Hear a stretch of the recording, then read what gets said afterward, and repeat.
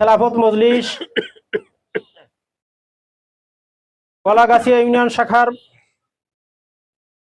Office উদ্বোধন উপলক্ষে আজকের এই আলোচনা সভা এবং দোয়া মাহফিলের সম্মানিত সভাপতি, উপস্থিত প্রধান অতিথি, প্রাণপ্রিয় সংগঠন খেলাফত মজলিসের কেন্দ্রীয় যুগ্ম মহাসচিব এবিএম সিরাজুল মামুন, মহানগর সভাপতি হাফেজ কবির হোসেন সহ অন্যান্য নেতৃবৃন্দ, আমার সামনে উপস্থিত সম্মানিত সুধীমণ্ডলী, আজকে 17ই জুলাই বিপ্লবের দ্বিতীয় বার্ষিকী আমরা উদযাপন করছি। আপনারা জানেন, গত 17টি বছর একদলীয় এবং ফ্যাসিবাদী শাসনের কবল থেকে মুক্ত হওয়ার জন্য এদেশের ছাত্র সমাজ, ছাত্র জনতা রাস্তায় নেমেছিল। মানুষের বুকের তাজা রক্ত দিয়ে 1400 জীবনের বিনিময়ে, 30,000 মানুষের পঙ্গুত্ব বরণের বিনিময়ে এই দেশ আশা করেছিল একটি নতুন জাগরণ সৃষ্টি হবে, একটি মুক্তি আমাদের ভাগ্যে আসবে। আমরা ইন্টারিমের 1.5 বছর দেখেছি, বর্তমান সরকারের 4 মাস অতিবাহিত হয়েছে, কিন্তু দুর্ভাগ্য যেই উদ্দেশ্য নিয়ে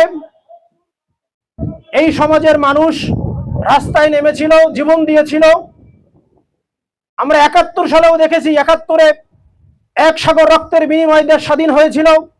স্বাধীনতার পরবর্তী সময়ে যারা ক্ষমতায় এসেছে, তারা শুধু স্বাধীনতার তাবিজ ব্যবহার করে এই দেশের মানুষকে শুধু শোষণ আর লুণ্ঠন করেছে।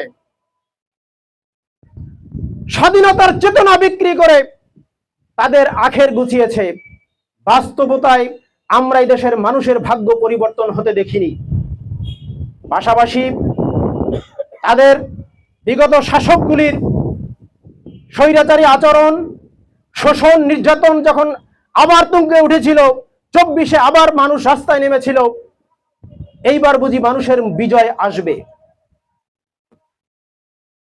সংগ্রামী বন্ধুগণ, আমরা রক্ত দেই, জীবন দেই, ক্ষমতার পালাবদল হয়, কিন্তু মানুষের ভাগ্যের পরিবর্তন হয় না। তার কারণ হচ্ছে, আমরা যাদের হাতে আমাদের রাষ্ট্রের আমানত তুলে দেই, সেই মানুষগুলি কেউ আমানতদার নয়। চোরের হাতে যদি আপনি রাষ্ট্রের মালিকানা দেন, বিড়ালের কাছে যদি ভাজা মাছ আপনি পাহারা দিতে দেন, আপনি বিড়াল যখন ভাজা মাছটি খেয়ে ফেলবে, তখন শুধু আপনি আর আমি আক্ষেপ করব। গত 55 বছরে শুধু এই ঘটনাই ঘটতেছে। আমরা রক্ত দেই, মানুষকে বুঝাই, মানুষ জাগো, আমরা শোষণের শিকার হচ্ছি, আমরা বঞ্চনার শিকার হচ্ছি। মানুষ জাগে, রক্ত দেয়, কিন্তু দুর্ভাগ্যক্রমে শাসক হিসাবে আমরা যাদেরকে ভোট দেই, যাদেরকে নির্বাচন করি, তারা সেই বিড়াল শ্রেণীর, তারা সেই শাসক শ্রেণীর। যে কারণে সেই শাসকের হাতে আমাদের রাষ্ট্র, আমাদের জনগণ নিরাপদ হয় না। আপনারা দেখেছেন, গত ত্রয়োদশ জাতীয় সংসদ নির্বাচনে মানুষের মধ্যে যে জাগরণ সৃষ্টি হয়েছিল, ইসলামী সংগঠনের পক্ষে, 11 দলীয় জোটের পক্ষে যেই জাগরণ সৃষ্টি হয়েছিল, কোন শক্তি এই জাগরণকে ঠেকিয়ে দিল? কে আমাদের হাত থেকে আমাদের বিজয় ছিনিয়ে নিল? শুধু এবিএম সিরাজুল মামুন নয়, সারা বাংলাদেশে সাধারণ মানুষের অধিকার আদায়ের পক্ষে যারা মাঠে নেমেছিল, তাদের কাছ থেকে অধিকার কেড়ে নিয়ে আবার সেই একদম সাধু বিড়ালের হাতে আমরা ক্ষমতা দিয়েছি। বন্ধুগণ, আমরা আশা করি যারা ক্ষমতায় বসেছেন, আমরা আপনাদের নিরাপত্তা কামনা করি, শুভকামনা আপনাদের জন্য আমাদের। কিন্তু আপনাদের সুর যখন স্বৈরাচারের সাথে মিলে যায়, তখন আমাদের ভিতরে একটা শঙ্কা তৈরি হয়। আবার বুঝি স্বৈরাচারের ফেসিবাদের ভূত কারণ না ঘাড়ে বোধহয় শহর হইতে শুরু করলো। আপনাদের কাছে অনুরোধ করি, এই 1400 মানুষ জীবন দিয়েছে, 71 লক্ষ মানুষ জীবন দিয়েছে, আপনারা আমাদেরকে সেই ইতিহাস শুনান। আমরা শুধু ইতিহাস শুনে বসে থাকতে চাই না, আমরা দেখতে চাই 71 আমাদেরকে যা শুনিয়েছিলেন আমরা আশায় বুক বেঁধেছিলাম, আমরা সেটা পাইনি। 24 আমাদের হাত থেকে হাতছাড়া হতে শুরু করেছে। বিভিন্ন অলিগলি থেকে আওয়াজ আসতেছে, এই আপায় আসলো, এই আপায় আসলো, এই তোমার গলায় ছুরি চালানো হলো, এই তোমার জীবনের অবসান হতে চললো। বন্ধুগণ, আপনাদেরকে সতর্ক করতে চাই, এই ফেসিবাদের দোসরেরা বিভিন্ন জায়গায় ঘুরে আর আমাদেরকে উকি ঝুঁকি মেরে ভয় দেখাতে চায়। আমরা যেহেতু 24-এ 1400 মানুষ জীবন দিয়েছে, 30,000 মানুষ বঙ্গুত্ব বরণ করেছে, আগামী দিনে যদি আবার 14,000 জীবন দিতে হয়, এই বাংলাদেশের মানুষ আর ফেসিবাদকে ফিরতে দিবে না ইনশাআল্লাহ। আমরা আমাদের সরকারি দলকে, সরকারি জোটকে অনুরোধ করতে চাই, মানুষের কষ্টের বিনিময়ে, রক্তের বিনিময়ে যেই ক্ষমতায় আপনারা অধিগ্রহণ করেছেন, মানুষকে ভুলে যাবেন না, মানুষের কষ্টকে, রক্তকে ভুলে যাবেন না। খেলাফত মজলিস শুধুমাত্র কোন রাজনৈতিক সংগঠন নয়, আমরা খেলাফত আলা মিনহাজুন নবুয়ার আলোকে একটা সমাজ প্রতিষ্ঠা করতে চাই, যেখানে একজন শাসক হবেন আমানতদার, একজন শাসক হবেন মানুষের খেদমতগার, মানুষের আমানত মানুষের কাছে পৌঁছে দেবেন। সেই লক্ষ্যেই খেলাফত মজলিস সমাজে কাজ করে। আজকে আপনাদেরকে, কলাগাছিয়ার ভাইদেরকে আমি ধন্যবাদ জানাই। আজকে যে নতুন একটা জাগরণ শুরু হতে চলেছে, আপনারা একটি কার্যালয় নিয়েছেন, তার মানে হচ্ছে কলাগাছিয়ায় খেলাফত মজলিসের বিপ্লবের একটা প্রথম ধাপ শুরু হলো আজকে। এখানে যেসব ভাইয়েরা একটি ভালো শাসন ব্যবস্থা আশা করেন, ওলামায়ে কেরামের কাছে উদাত্ত আহ্বান জানাই, আপনার ঠিকানা শুধু মসজিদ নয়, আপনার ঠিকানা যেমন বঙ্গভবন, আপনার ঠিকানা সংসদ ভবন, তেমনি আপনার ঠিকানা মসজিদও। কিন্তু আপনি যদি সংসদ ভবন আর বঙ্গভবন, সচিবালয় ছেড়ে দিয়ে মসজিদ যতক্ষণে আপনারা গ্রহণ করেছেন, ততক্ষণে এই সমাজের শাসন ব্যবস্থা জালিমের হাতে গিয়েছে। এবং এই জুলুমের শিকার হওয়ার কারণে এই মানুষ যদি বঞ্চিত হয়, ওলামায়ে কেরাম এবং দিনদার মানুষ আপনাদেরকে কিয়ামতের ময়দানে কেউ ছাড় দিবে না। এই শাসন ব্যবস্থার পক্ষে আপনাদেরকে দৃঢ় অবস্থান নিতে হবে। হাসরের ময়দানে আল্লাহ রসুল আল্লাহর দরবারে একটি বিচার দিবেন। ওয়াকালা রাসূলু ইয়া রাব্বি ইন্না কওমি ইত্তাখাযু হাযাল কুরআনা মাহজুরা, হে আমার রব, এই জাতি কোরআনকে পরিত্যাগ করেছে। আপনি শুধু মসজিদে বসে আপনি মিলাদ করবেন আর নামাজ পড়াবেন, আর এই সমাজ জালিমের হাতে ছেড়ে দিয়ে আমরা নিগৃহীত হব। আমরা এই রকম নেতৃত্ব চাই না। আমরা চাই যেই নেতা আমাকে মসজিদে নামাজ পড়াবেন, সেই নেতাই ইউনিয়ন পরিষদের চেয়ারম্যান হবেন, সেই নেতাই আবার বাইতুল মোকাররমে নামাজ পড়াবেন।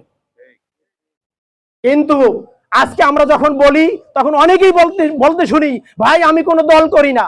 আপনি দল করার কোনো দরকার নাই। আপনি খেলাফত যদি না করেন, খেলাফত প্রতিষ্ঠার জন্য যদি আপনি কাজ না করেন, আপনার এই কিছুই কাজে আসবে না। ইবাদত শুধু মসজিদে নয়, রাষ্ট্রেও ইবাদতের বড় জায়গা। আমরা যেমন রাষ্ট্রেও কার্যকলাপে ইবাদত চাই, আমার ব্যক্তি জীবন আমি ইবাদত চাই। ইবাদত এবং খেলাফত দুইটা পরিপূরক। যারা বলেন আমরা রাজনীতি করি না, তিনি রাসূলের সুন্নাতের বিশাল একটা অংশকে পরিত্যাগ করেছেন। এই জন্যই হাসরের মাঠে আপনার আমার বিরুদ্ধে সেদিন বিচার দেওয়া হবে, মামলা ঠুকে দেওয়া হবে। বন্ধুগণ, আজকে মামুন ভাই এখানে আছেন, আমরা আজকে অঙ্গীকার করতে চাই, আগামী যে স্থানীয় সরকার নির্বাচন আসতেছে, ভালো মানুষকে আমরা আবার ইউনিয়ন পরিষদে, ওয়ার্ডে মেম্বারে, ইউনিয়ন পরিষদের চেয়ারম্যান, উপজেলায় আমরা ভালো মানুষকে, দিনদার মানুষকে দেখতে চাই। ঠিক কিনা ভাই? আমরা আর কোন জালিমের হাতে, চোরের হাতে আমাদের ক্ষমতা তুলে দিতে চাই না। নির্বাচন আসলেই এক শ্রেণীর মানুষ বিভাজন তৈরি করে। আল্লাহর ওয়াস্তে বিভাজন নয়। আমরা ওলামায়ে কেরামকে দেখতে চাই আমাদের ইউনিয়ন পরিষদের চেয়ারম্যান হিসাবে। এই কলাগাছিয়া থেকে একজন আলেম কি দাঁড়াতে পারবেন না, যিনি মানুষের অধিকার রক্ষার জন্য তিনি চেয়ারম্যান হিসাবে নির্বাচিত হবেন? এই কলাগাছিয়া কি একজন আলেম নাই, একজন দিনদার মানুষ নাই? তাহলে কেন আমরা আমাদের আলেমদেরকে আমরা শাসক হিসাবে পাচ্ছি না? আমরা ওমরের গল্প শোনাই, ওমর হয়ে দেখাতে হবে, শুধু গল্প শোনালে হবে না। আসুন আপনাদেরকে অনুরোধ করি, আমরা আগামী নির্বাচনে এখান থেকে ভালো মানুষগুলিকে, সে শুধু খেলাফত মজলিস করে এমন না, একজন ভালো আলেমকে দেন, আমরা সবাই মিলে তার পক্ষে কাজ করব। গত ত্রয়োদশ জাতীয় সংসদ নির্বাচনে মামুন ভাই শুধু খেলাফত মজলিসের প্রার্থী ছিলেন না, তিনি ছিলেন গণমানুষের প্রার্থী। আমরা এই রকম প্রার্থী চাই যার পক্ষে আমরা চোখ বন্ধ করে কাজ করতে পারবো, আমার আমানত আমার দায়িত্ব তার কাঁধে তুলে দিতে পারবো, এই রকম আমরা প্রার্থী চাই।